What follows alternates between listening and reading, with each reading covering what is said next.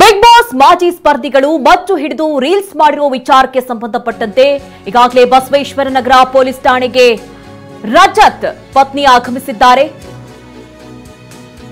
ನಿನ್ನೆ ಫೈಬರ್ ಮಚ್ಚು ತಂದುಕೊಟ್ಟಿದ್ರು ಆರೋಪಿ ರಜತ್ ಪತ್ನಿ. ಆದ್ರೆ ಅದು ನಕಲಿ ಮಚ್ಚು ಅನ್ನೋದು ತನಿಖೆ ವೇಳೆ ಬಯಲಾಗಿದೆ.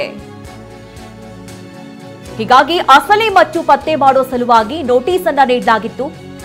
ವಿಚಾರಣೆಗೆ ಹಾಜರಾಗುವಂತೆ ಬೆಳಿಗ್ಗೆ ಪೊಲೀಸರು ಸೂಚನೆಯನ್ನ ಕೊಟ್ಟಿದ್ರು ರಜತ್ ಅವರ ಪತ್ನಿಗೆ. ಹಾಗಾಗಿ ಈಗ ಆರೋಪಿ ರಜತ್ ಪತ್ನಿ ವಿಚಾರಣೆಗೆ ಹಾಜರಾಗಿದ್ದಾರೆ.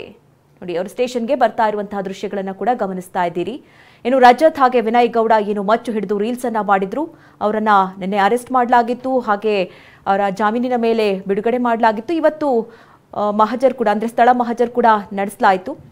ಆದರೆ ನಿನ್ನೆ ವಿಚಾರಣೆ ಸಂದರ್ಭದಲ್ಲಿ ಯಾವ ಮಚ್ಚನ್ನ ಬಳಸಲಾಗಿತ್ತು ರೀಲ್ಸ್ನಲ್ಲಿ ಅಂತ ಅಂದಾಗ ಈ ರಜತ್ ಅವರ ಪತ್ನಿ ಒಂದು ಫೈಬರ್ ಮಚ್ಚನ್ನ ತಂದುಕೊಟ್ಟಿರ್ತಾರೆ. ಆದರೆ ಅದು ನಕಲಿ ಮಚ್ಚು ಅನ್ನೋದು ಈಗ ತನಿಖೆಯ ಸಂದರ್ಭದಲ್ಲಿ ಗೊತ್ತಾಗಿದೆ.